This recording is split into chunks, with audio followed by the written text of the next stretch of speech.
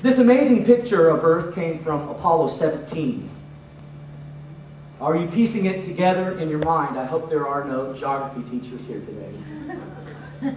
This is Antarctica, Africa, on up to the Sinai Peninsula, the Mediterranean Sea. Some of you could point out more than that. But when we see this, we go, whoa. Because what's missing from the picture is obvious. Can't see Raymond James Stadium. There are no skyscrapers in this photo. We don't even see Mount Kilimanjaro, the largest mountain on the continent of Africa. We don't see houses or cars or people or enterprise. We just see Earth. And we begin to realize that it's pretty amazing to think that we are on that ball. We are amazing in our small way, though, because in our technology, and I say our technology because we paid for it, our taxes, we created a spacecraft called a Voyager and sent it out in 1977 to photograph the further planets in our solar system, Saturn, Uranus, Neptune, and it did an amazing job. It would fly into close proximity of these planets and photograph them and then send these amazing images back to Earth. Now, I know this is a little bit heady, but if you'll listen, there's a big payoff here, okay? In 1990, 13 years after Voyager had taken off on its one-way mission, it's still going today, by the way, but in 1990, scientists sent a messenger to Voyager and said, before you go on, because they had just made it beyond our solar system, before you go on, stop and turn and take one last photograph of the planets that you visited on your journey.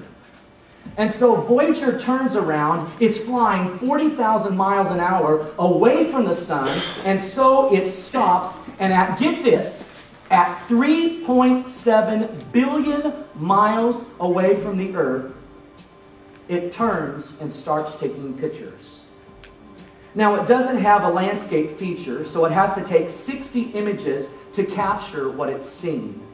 And for those of you who understand computers, check this out. Every image contained 640,000 pixels. So when Voyager began to send those images back to Earth, it took 5.5 hours for each pixel to make the journey from Voyager back to the Earth. 640,000 pixels at 5.5 hours per pixel, 60 pictures. You think that you have dial-up problems at home. I do understand that. This is one massive dial-up problem because it took months for the images to come back. I mean, it wasn't like click, send, and then you have a picture on your computer. It took months for the images to come back. And once the images came back, they were all put into one composite photograph. And the photograph absolutely stunned the world. It's a photograph called the pale blue dot. And this is the picture that came back from Voyager from 3.7 billion miles away. The beams of color, by the way, are sunlight reflecting off Voyager. And suspended in one of those beams of light reflecting off the spacecraft is a little teeny tiny dot. If you can't see it, I'll help and point it out to you. Right there. Thank you. That's a picture. That's a picture of Earth from 3.7 billion miles away. The furthest picture, obviously, of Earth that we'll probably ever see. And when the scientific world and men of great wisdom and cognitive ability saw this picture, they were in awe of what they saw. One of the leading voices of the day was a famous astronomer named Carl Sagan. He was involved in the team that had turned Voyager around to take this image, and when he saw it, he gave it the name the pale blue dot. And here's what he had to say about it. Listen, because this is amazing, teens, again. He spoke for our whole planet, okay? So this is the voice of our planet responding to this. This is what he said. Look again at that dot. That's here. That's home. That's us. On it, everyone you love. Everyone you know. Everyone you have ever heard of. Every human being who ever lived. The aggregate of joy and suffering. Thousands of confident religions. Thousands of ideologies and economic doctrines. Every hunter and forager. Every hero and coward, every creator and destroyer of civilization, every king and peasant, every young couple in love, every teacher of morals, every mother and father, every hopeful child, every inventor, every explorer, every corrupt politician, every superstar, every supreme leader, every saint and sinner in the history of our species lived there on a moat suspended in a sunbeam. The earth is a very small stage in a vast cosmic arena. And listen to Sagan's conclusion. He says, our posturings, our imagined self-importance, the delusion that we have some privileged position in the universe are challenged by this point of pale light. Our planet is a lonely speck in the great enveloping cosmic dark.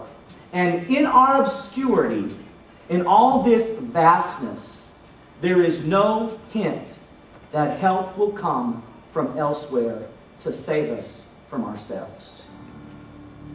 I agree with Sagan wholeheartedly until his last statement. Earth, such a small place, such imagined self-importance, such posturing and gesturing. All of us living on a tiny speck in a Milky Way galaxy. A galaxy that would look something like this. Obviously, we can't get outside of the Milky Way, but if we could, this is a composite of what it would look like, made up of thousands of images taken by satellites. They think our galaxy has a barred-centered nucleus, and we know it's created of many spiral arms, possibly the disk of it 1,000 light years thick. And in it, we live somewhere on the outer fringes, approximately here, where it's safe. And hear this. We couldn't even put a speck on the screen to show the size of our solar system. And in our vast solar system is a little bitty place called Earth. 1,000 light years across, and just one of many galaxies in God's neighborhood. This incredible universe that He has made. Now, those are not stars coming by. Those are galaxies coming by. Hundreds and billions of galaxies in the known universe. And Sagan says, how could we think that anyone is going to come from elsewhere to save us from ourselves? And to that, I offer this. Jesus Christ, the Lord, the Son of the living God, not only was willing to die for us, but He was willing to come to this pale blue dot that we live on. This obscure place, this speck in the universe, to save us from ourselves. Why?